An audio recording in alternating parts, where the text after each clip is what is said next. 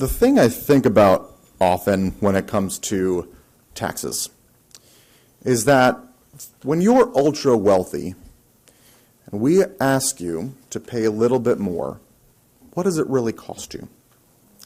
It ends up being a number on a screen. It doesn't change your quality of life.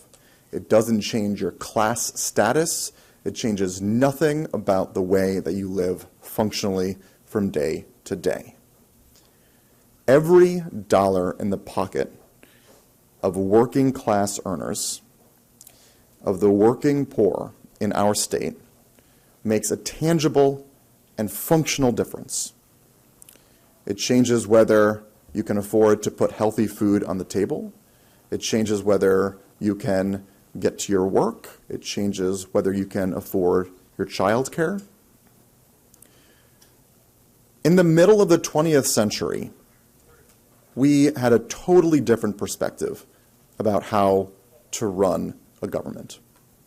The expectation was that when a society is built to allow you to create fabulous wealth, there was a trust there, and you pay it forward, which is why there was a period where the top marginal tax rates federally were 92 and 94%.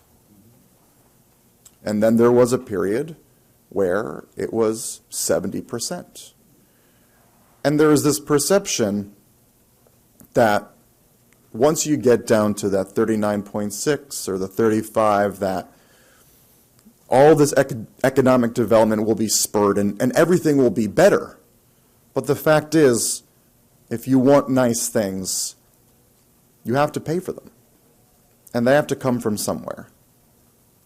And so here in Connecticut, we are continuously subsidizing the wealthy. When you have a tax structure where the top 4,500 income earners in our state pay no more than 8% of their income to state and local taxes, while the bottom 1.2 million, a third of our state, pays at minimum 20%, we have been consistently, systematically subsidizing the wealthy. So many people, for whatever reason, are so afraid of this idea of socialism, of taking from the rich and giving it to the poor, because that's so unfair, because the wealthy have earned this money.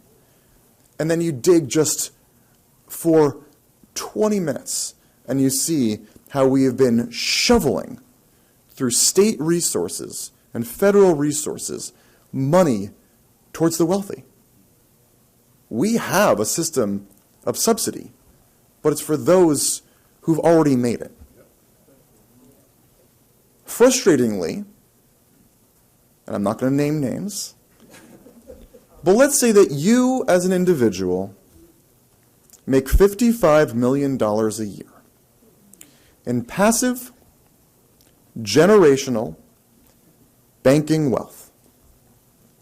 This is a system that has kept you and your family afloat for decades and decades. You will do everything you can to ensure this system does not change. And as long as you're nice and you treat people well, people won't attribute the facts that you are doing exceptional economic harm to the vast majority of our state. And if that doesn't offend you, then why are you here? This is the work that underpins everything that we do. Whether you're talking about environmental issues, or you're talking about our criminal justice system, or you're talking about just quality of life and affordability. The work that this caucus is doing underpins every single thing that we do here. There is not one committee where the end of the line question is, how much does it cost? We can look to the working poor and say, well, we've helped those folk out. And it ignores everybody in the middle. As year after year after year, we ask people with just enough means to survive in the state to pay for the lion's share of the resources and the services that the state provides. It's a broken system. And the question is, how bad does it have to get before we say no more? Do we need 130 Democrats to get this done? Truly, is 102 out of 151 not enough? That's how it seems right now. This is somber. This is somber because these are real numbers that affect people's lives in a real way. And so we'll continue to give recognition and attention to this issue, recognizing the inherent and structural problems that we face to fix this issue. And every year that we go by, we push 100 more people into the working poor, and we push one more person into the ultra-wealthy class, and we've patted ourselves on the back and said, look at how good the economy is doing. But we need to do better.